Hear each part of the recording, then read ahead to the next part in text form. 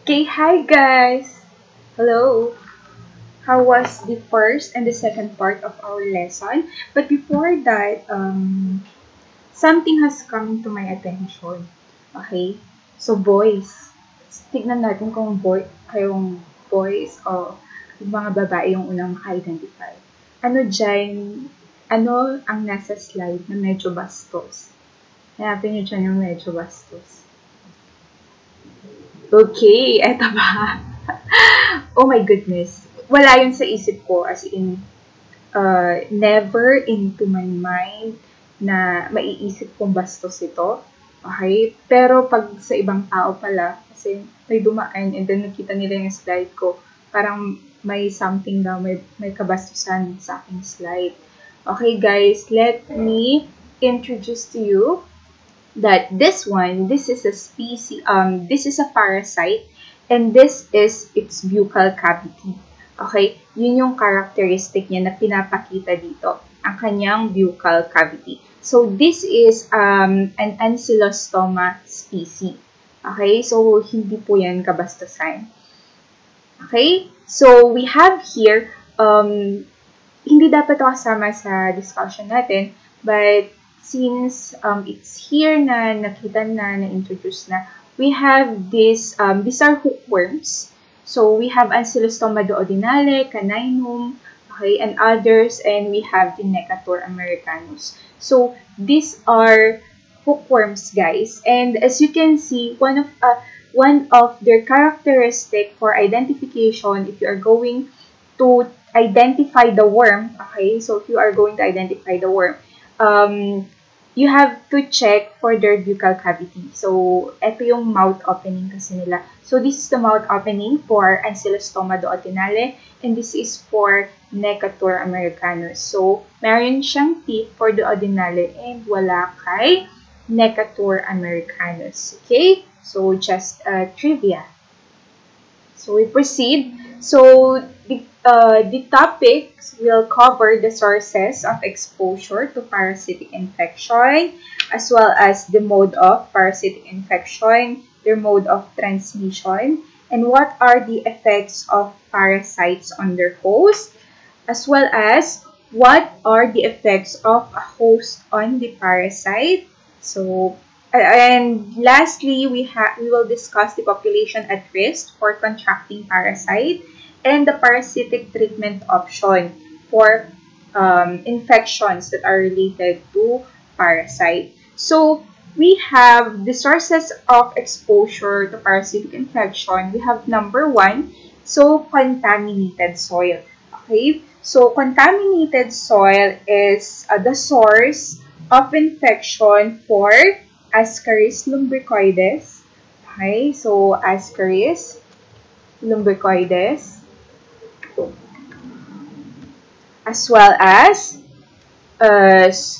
Strongyloides stercoralis, Trichuris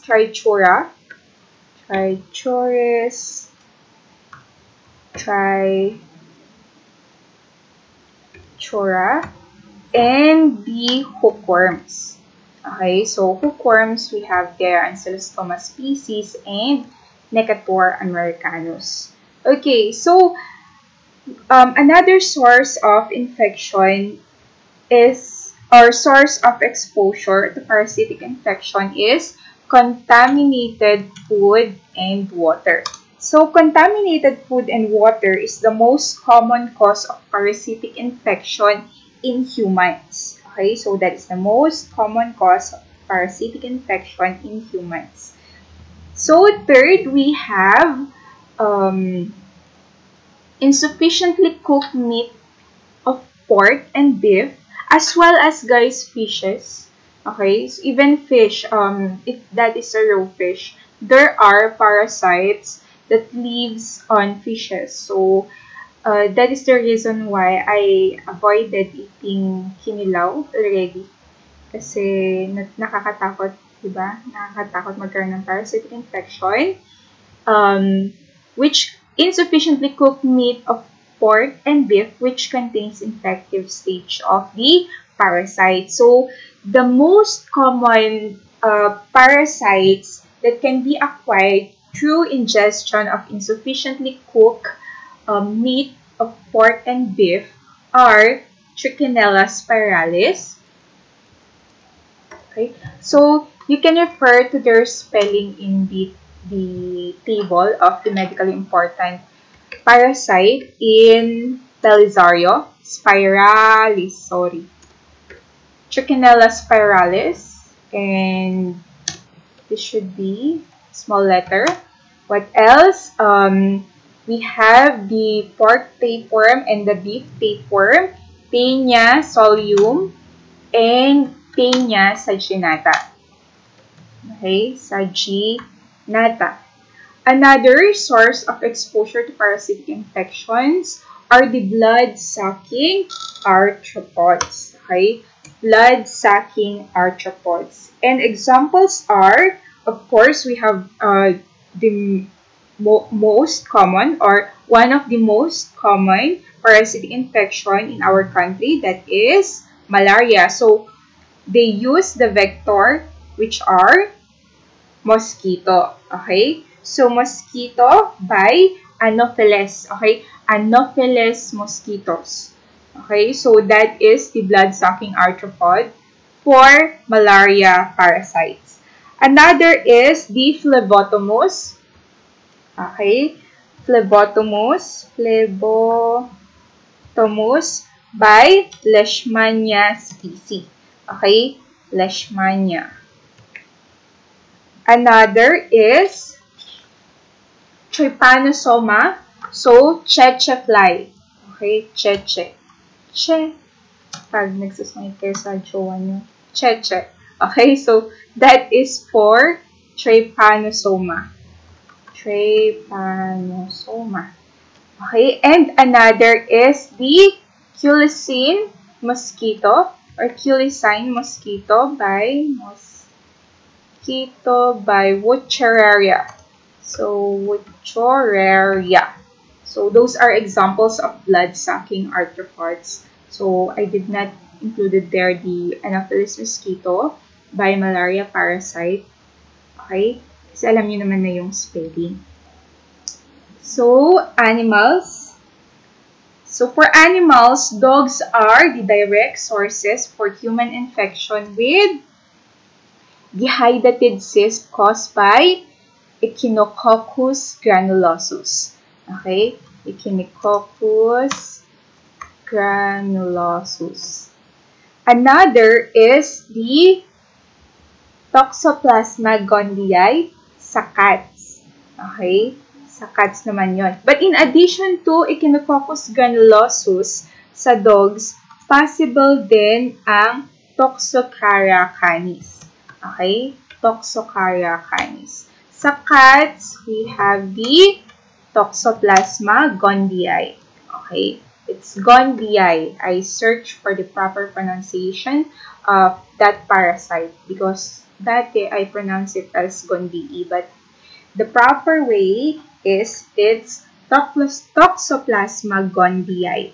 Okay? Human beings. So, your friend, okay, your parents, your family can be the source of parasitic infection, and even your boyfriend or girlfriends.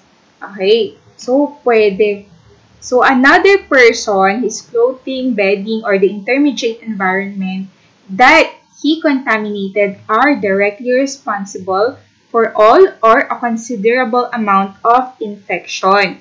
Okay, examples are, so, si Enterobius vermicularis, okay, Hymenella piscina, and many other.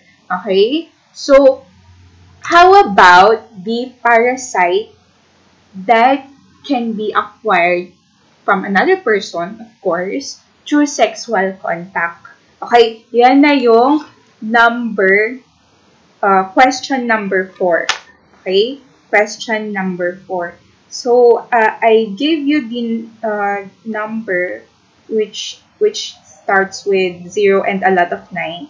So, dun muna kayo mag-send. But for the next assignments na ganito, na ganun yung setup, isisend nyo na siya sa bagong number na binigay ko sa group chat natin. So, that is the question number 4. What is the parasite, okay, that can be acquired? Please do not answer the, what do you call this one? The pubic lice, okay? Aside from that parasite. So, what other parasite can be acquired? What parasite can be acquired from another human being through sexual contact? So, that is question number 4. Okay, so that is question number 4. It starts with letter T. Okay, sa T nag-i-start. Okay, so next. So these are the mode of parasitic infection. So mode of transmission. Okay, so we are referring to the mode of transmission. So number 1, by ingesting the infective stage of the parasite. Okay, so take note guys, we have the infective stage and the diagnostic stage. Even if you ingested the diagnostic stage, there's a big possibility that you will not be infected since that is not the infective stage. Okay? Kailangan yung infective stage ang ma-acquire mo para ma-infect ka. Ang ma-expose sa'yo para ma-infect ka. Okay? So, what are examples of the ingesting the infective stage of the parasite? So, for Ascaris lumbricoides, okay, si Ascaris lumbricoides, its infective stage is the cyst. Okay? Yung sister mo. Joke lang. Parang nakakabalo yung ganito. Wala naman akong kausap. Okay? Cyst is its infective stage. Okay? So, yung cyst form ang kanyang infective stage. So, what else? Ingestion also of the infective stage of Taenia solium and Taenia saginata. Saan mo mai-ingest si Taenia solium and Taenia saginata? Undercooked contaminated pork and beef. Okay?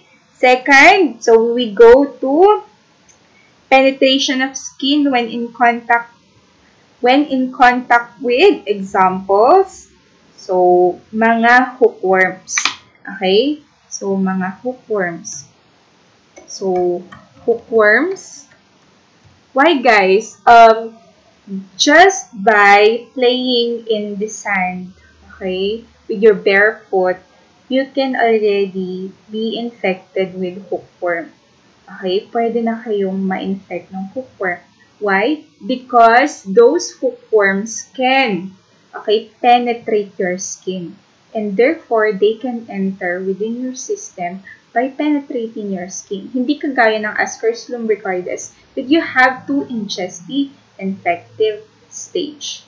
Okay? So, si hookworm. So, another is si strongyloides.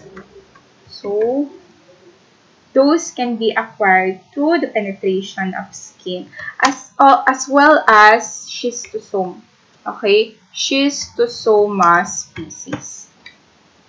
So, third, that is through insect bite. Okay? Like mosquito bite. Okay, so for the malaria, again, we have the Anopheles mosquito, even for filarial worms, Trypanosoma species as well. Okay, sexual contact, nandito pala. Okay, so since I gave this to you as an activity, so it starts with letter T, that is for number 4, question number 4. So, i-text nyo na lang yung sagot. Okay? So, para ma-check ko ang inyong attendance. Number 5, that is through transmammary.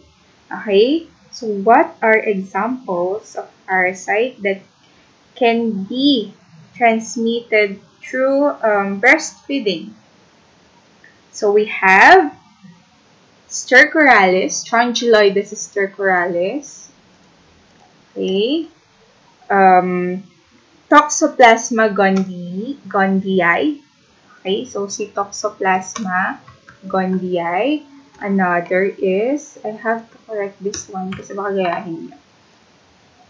Another is Ancylostoma caninum. Okay, Ancylostoma caninum, which is also a hookworm. So, hookworms, again, for hookworms, we have Necator americanus and the Ancylostoma species. Inhalation of contaminated air. Kagaya ng, ano yung mga ito? Inhalation of contaminated air. So, pinaka-common na dyan si Enterobius vermicularis, which is also known as the pinworm. Okay, Enterobius vermicularis. And, what do you call this one? Oh, si Enterobius, okay? Enterobius vermicularis. Number 7, that is transplacental vermicularis. Okay? Transplacental. So, we have there Toxoplasma gondii can be transferred from the mother to the fetus, of course, while the fetus is inside the belly. Okay? Kissing. Okay, so guys, careful kung kanino kayo makikipag-kiss. Baka maya-maya, meron siyang, ano na ulit yan, guys, which are commensal. So, give me 2. Bigay kayo ng 2. Commensal parasite that can be transmitted through kissing. Of course, those parasites reside within the mouth area or in the oral cavity. Naalala nyo na yung 2? Okay. 5, 4, 3, 2, 1. So, we have the Trichomonas gingivalis and the Trichomonas tenax. Okay? Pero yung binigay ko palang example sa inyo is si Entamoeba gingivalis. Okay, that should be Entamoeba pala. Entamoeba gingivalis as well as the Trichomonas tenax. Okay, through insect bite. Okay, through insect bite. Siyempre, nasabi na natin dyan yung mga filarial worms. Okay, parang naulit, no? So, we have it here. Through sexual bite. So, filarial worms, mga Plasmodium species as well.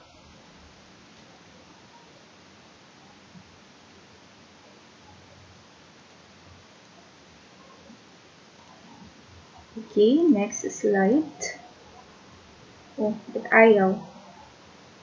Ba't ayaw mag-next slide? Okay, so